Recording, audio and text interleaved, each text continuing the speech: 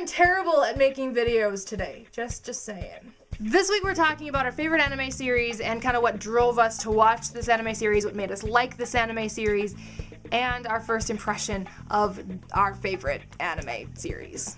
And for me, that would definitely be Gundam 00. But the question remains, when I first started watching Gundam 00, did I ever imagine it being my favorite anime series of all time? No. When I first started watching Gundam 00, I didn't dislike it whatsoever. I really did like it. And I liked it enough to know that I wanted to continue watching it.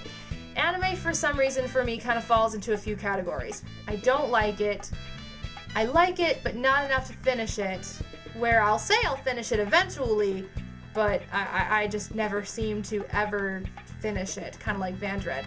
I've only watched one episode, and I do like it, and I will finish it eventually, just not right now. And then the anime series that I do like and do know I want to finish, you know, like what 00 started out as, and then the series that I love and must continue watching, and if I don't continue watching, I think I might just burst into flames, and that would be like Death Note, or When They Cry, when I first started watching Samurai Deeper Kyo, those kinds of series. Oh, Now and Then, Here and There, The Soul Taker, those kinds of series. 00 kind of fell into the category at first as the anime series that I knew I did want to finish and was going to finish right away, but I didn't love it just yet. Matter of fact, I think what made me actually love it was waiting for this DVD.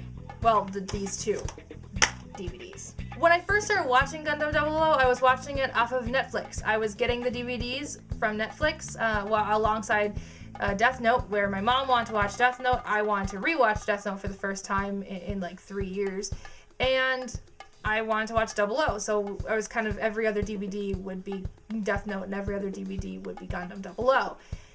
And I got through the first season, and by the end of the first season, it was in my top 5 favorite anime series of all time. And I only got to watch the first part of season 2. They only had 2 discs out for season 2, because they come in parts of 2 discs. I think season 1 part 3 might have 3 discs.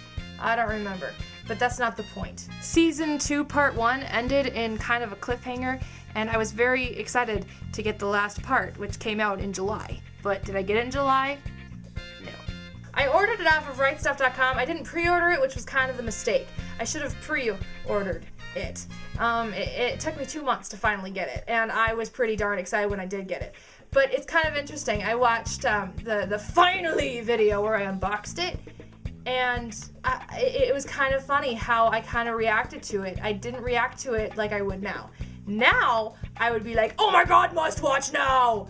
But no, I said I'll watch it tomorrow, because my mom and I are going to watch something else tonight, and so obviously I had priorities over Gundam 00 at the time, which now to me sounds absolutely crazy. But to answer the question of how I even got into it, that's quite simple. You guys should know I'm a Gundam nerd. I do make it a point to watch any and all Gundam series that I can get my little grubby hands on. However, the issue with Gundam is that Gundam had kind of let me down since Wing. Wing kind of set the bar for both anime and Gundam in general. You know, and things have surpassed it anime-wise, 2 things. 00 and Death Note. Other things have sort of surpassed it for a short time, or, you know, Trigun's for long term, kind of, but after rewatching the series recently, I kind of bumped Trigun down and Wing back up, because Wing just is better to me. So Wing kind of set the bar, and for Gundam, it really set the bar, and until 00, I hadn't seen a Gundam series that quite surpassed it. I'd seen G, Seed, part of Seed Destiny, and SD, but we don't talk about SD. We just don't. I don't even consider SD really a Gundam series. I just consider it a very crappy thing. Crap. No. So, I had been let down by Gundam. G Gundam was nothing but this, you know, let's fight in giant mobile suits, wah! And Seed, I like it now, but for some reason back then I got bored of it, and even to this day I'm watching it very, very slowly. I do like it, and I will, and it is in the category of I will finish, and not like I won't finish it now, but I will finish it. It's really good, and I'm really interested to see where it goes from here, because I don't remember anything really. I remember bits and pieces, but not a whole lot. needless to say, I was just let down, so I really had no intention of really watching 00 anytime soon. Then still went to Youmacon in 2009 and met up with Brad Swale again for the first time since 2007, and he told me that it was probably really good. He actually still hasn't actually seen it. It hasn't aired up in Canada yet, or that I've heard. But he said he wants to see it, and he said that he had a really good time working on it. And so that made me a little interested in watching it. And so I decided to finally get it off of Netflix, and that's kind of what made me want to watch it and made me watch it. So Brad Swale, Setsuna, made me watch it. It's kind of a fun story. He also made me watch Death Note, but that's some other... Anyway. So yeah, I mean, I was driven to the series by its characters.